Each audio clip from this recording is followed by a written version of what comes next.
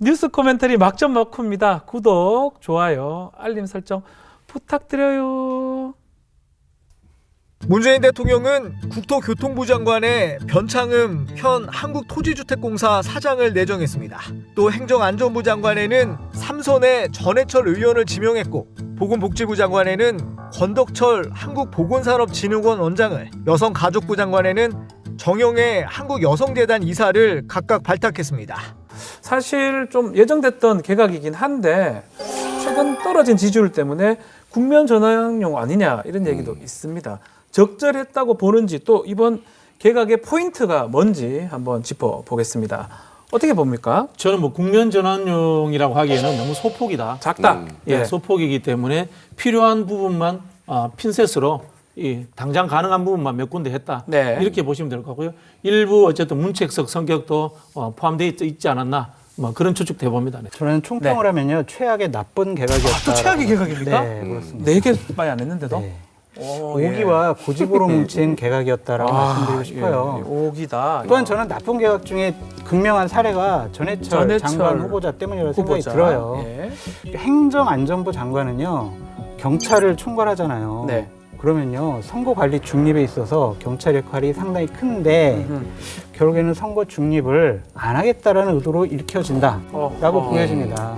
추미애 장관이 언제 갈릴지 모릅니다.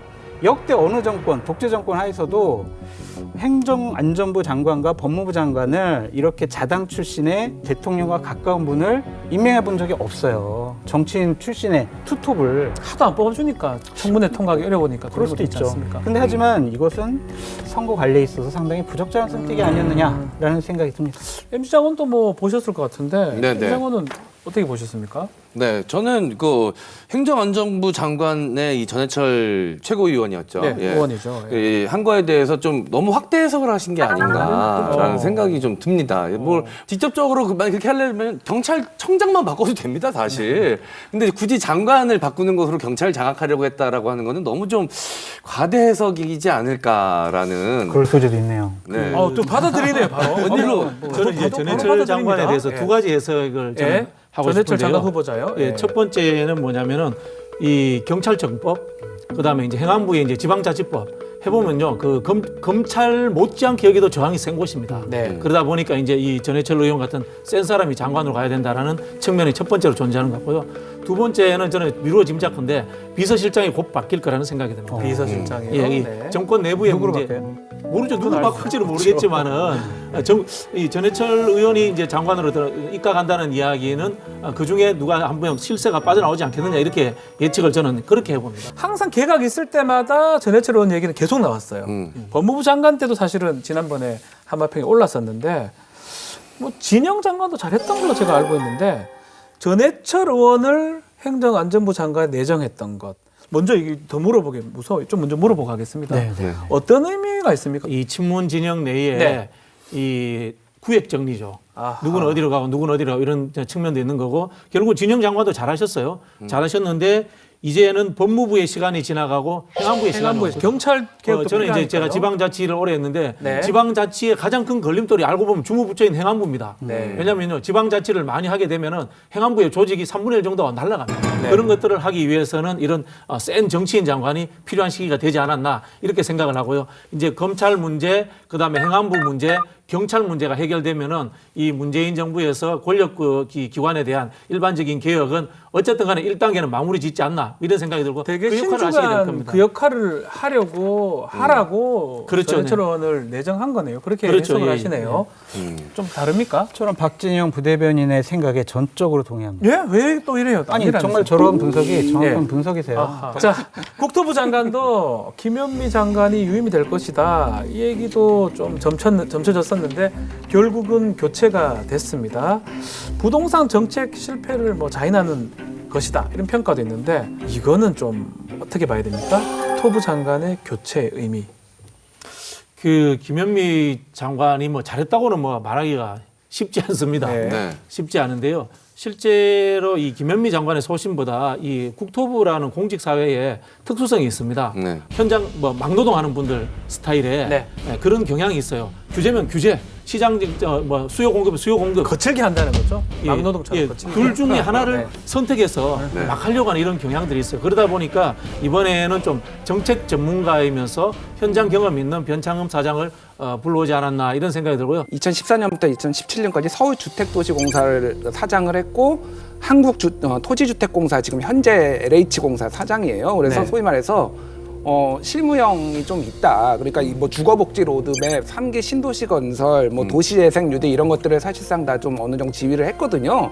그래서 지금 가장 현재 지금 시급한 거는 전세난이 가장 시급해서 공급을 어떻게 할 것이냐가 가장 관건인데 이런 부분에 있어서는 어느 정도 경험 같은 게 있다라고 이제 보여져요. 다만 이제 공급을 하려면 시간이 걸리니까 그걸 어떻게 해결할 것이냐가 좀 관건인데 네. 이번에 가장 감명 깊게 읽은 게 헨리 조지의 진보와 빈곤이라는 책이라고 합니다. 그러니까 이게 뭐냐면은 토지에 대해서 초과 이익에 대해서는 다 환수를 해야 되고 토지는 기본적으로 좀 같이 공유를 하는 그런 재산이다. 자본주의 사회에서 네. 이런 관점을 가지신 분이고 예전에도 토지 초과이익 환수제를 강하게 주장을 하셨거든요.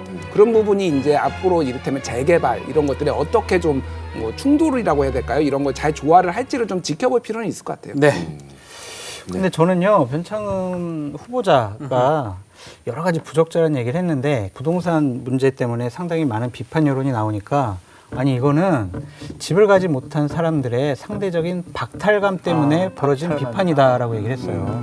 그러니까 정부의 부동산 정책은 계속 잘 됐다라는 것을 옹호하기 위해서 한 말씀 같은데 이 정부의 여러 가지 주택 정책에 깊이 개입했다고 하는 분인데 이것을 박탈감 차원으로 국한시킨다는 것 자체가 좀 잘못된 생각을 갖고 계신 거 아니냐는 생각이 들고 이분은 대표적인 공공임대 확대론자예요.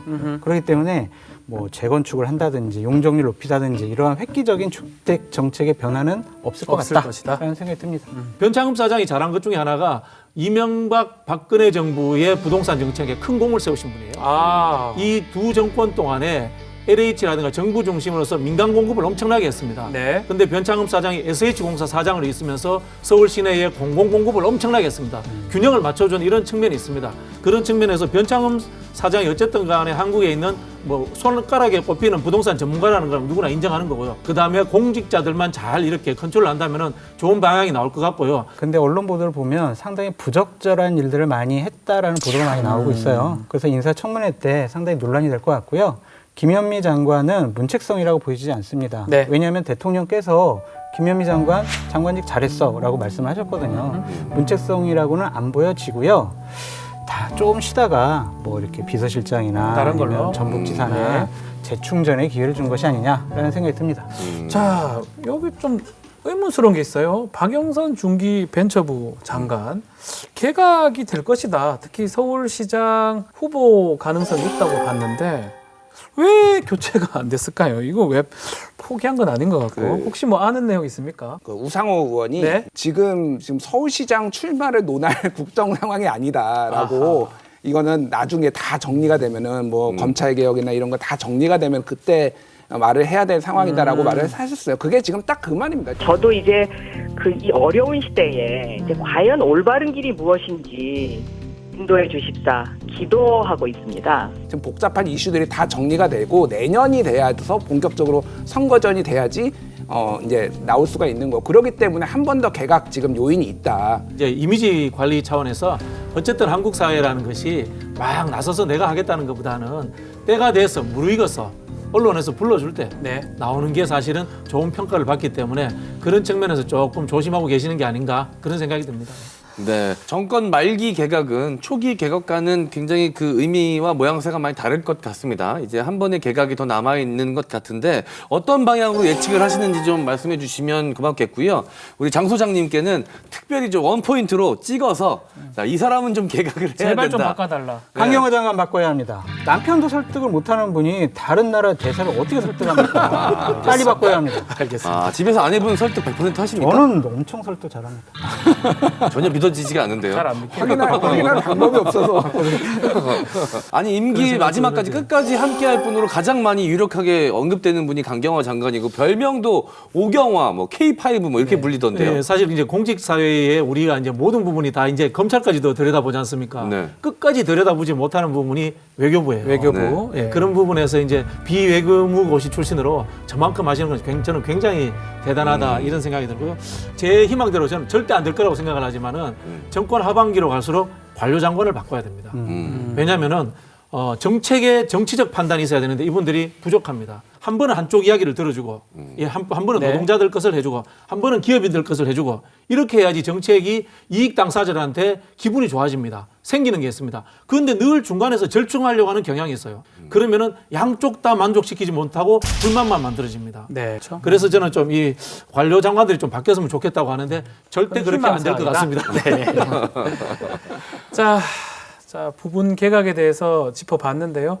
자, 이 개각 의미는 좀 달리 보는 것 같습니다. 또 앞으로 또 연초에 또 있을 개각까지 또 쉼없이 막 우리나라는 달라가지 않을까 생각이 듭니다. 목요일 밤 11시 뉴스 코멘터리 막점 맞고 많은 시청 바랍니다.